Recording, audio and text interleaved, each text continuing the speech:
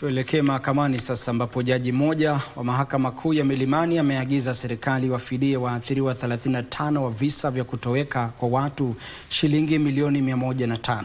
Katika uamuzi huo, Jaji Gregory Mutai alitoa maagizo ya kusimamisha utaratibu wa uthibitishaji katika mchakato wa serikali wa utoaji fidia, akisema kwamba kuwabagua waathiriwa hao kunaibua wasiwasi mkubwa wa kikatiba. Uamuzi huo unatokana na ombi la wasilishwa na watetezi wa haki za binadamu kupinga mpango sambamba wa serikali wa uhakiki. Taarifa kamili ni kwenye Mizani ya Haki. Akitoa uamuzi huo, Jaji Gregory Mutai alidumisha kwamba kesi hiyo ilidhihirisha swala lililo na ushahidi mkubwa, akisema kwamba mamlaka ya orodha ya waathiriwa iliyotayarishwa na Tume ya Kitaifa ya Haki za Kibinadamu ni swala la mahakama.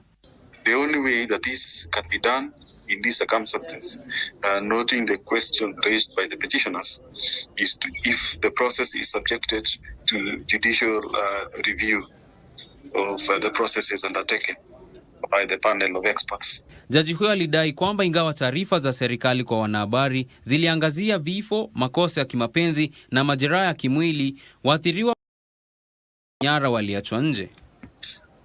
What is missing from this list is victims of forced disappearances. I'm of the opinion that enforced disappearances and abductions is more deserving of prioritization than the group entitled moderate and minor injuries. Aidha, mahakama ilizuia serikali kutekeleza mchakato wa pili wa uthibitishaji. Respondents are hereby ordered to set aside Kenya shillings 105 million out of the compensation fund for purposes of compensating the victims of enforced disappearances and torture.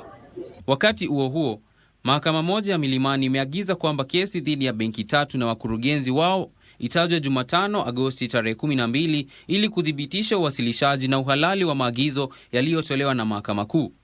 Swala hilo lilitajwa baada ya mawakili wa pande utetezi wa benki ya Cooperative, KCB na NCBA kuiarifu mahakama kwamba wamepata maagizo ya kuzuia mahakama kuendelea na kesi hiyo.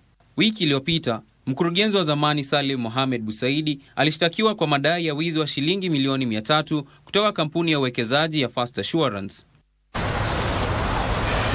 Na mwanamke wa umri wa makamo ameshtakiwa katika mahakama ya Kiambu kwa tuhuma za kutoa utoaji wa habari za uongo kwa polisi na kujipatia stakabadhi rasmi baada ya kutoa ripoti ya uongo kwamba mwanaye alifariki.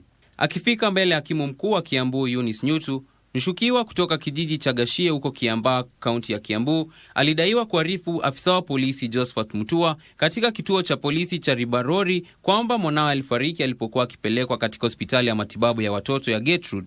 Upande wa mashtaka umesema kwamba Wairimu alifahamu habari hizo zilikuwa za uongo na kwamba alinuia kuandikisha kifo hicho kwenye kitabu cha matukio cha polisi.